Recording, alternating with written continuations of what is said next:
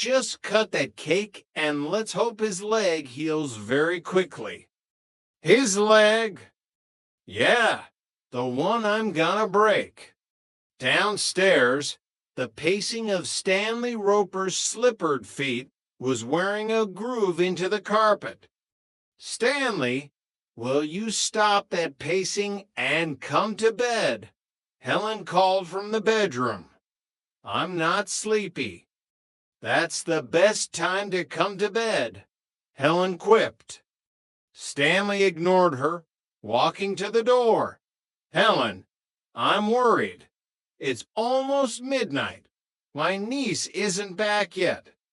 Well, she's probably having a good time. That's what you wanted, isn't it? It's not that. My car's been overheating, and I just don't want him to go too far. You don't have to worry, Stanley, Helen reasoned, appearing in the doorway in her robe. She's with Jack. Remember? Stanley stopped. You know, you're right. How far can they go? He paused, a terrible thought striking him. Wait a minute. I just had a thought. Well, there's a first time for everything. Helen, guys like Jack. Is it possible that they've got some normalness left over in them that could come out at any time? I don't know. Stanley. My niece is a beautiful girl. He could convert. Stanley gasped. Don't worry. I don't think Jack will ever change, Helen said soothingly. You're not just saying that to make me feel better, are you? No, Stanley, because you read about it in the papers all the time, about people getting changed from men to women and vice versa. How do they do it, Helen? They have an operation. I know they have an operation, but how do they do it? I can see them taking things off, but how do they put them on? With Scotch tape, Helen deadpanned. At that exact moment, in the apartment above, the door clicked open. Jack Tripper stepped inside, looking exhausted and carrying his jacket over his shoulder. Behind him, Karen followed, looking a little rumpled, but entirely captivated. Aren't you coming in? Karen asked softly. Well, it's kind of late. I don't think I should, Jack said, backing away slightly. Oh, come on, just for a beer. Jack hesitated. He really wanted to get back to his roommates, but he was parched. Okay, one fast beer. Karen smiled, stepping closer to him. It doesn't have to be that fast. Jack swallowed hard. I feel a little uneasy about your Uncle Roper. Oh, don't worry about him. My Aunt Helen says he sleeps through everything. Karen went to the fridge and pulled out a beer, handing it to him. Annoying me all evening.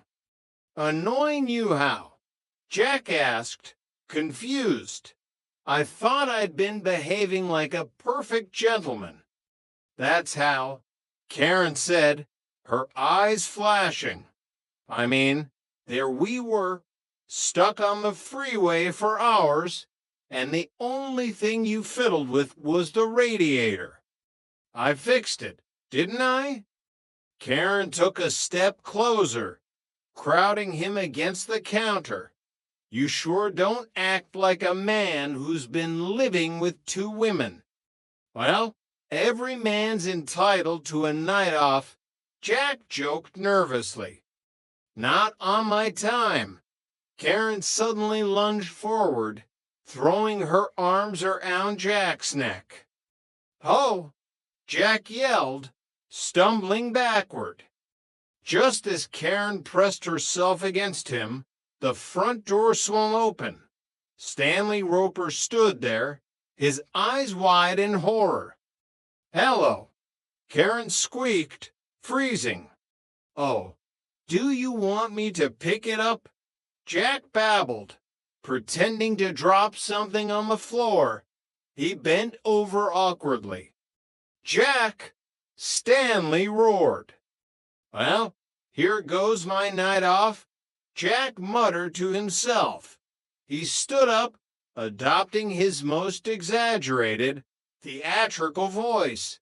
"Yes, we'll have the second fitting tomorrow night. Good night, darling." Stanley's face was purple. "Do not fool me with that second fitting. You don't even have a tape measure."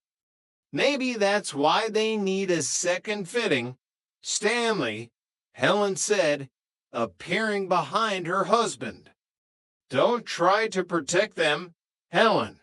I got eyes. I know what I saw." "Did you learn anything?" Helen asked slyly. "Will you stay out of this, Helen?" Stanley turned his fury back to Jack.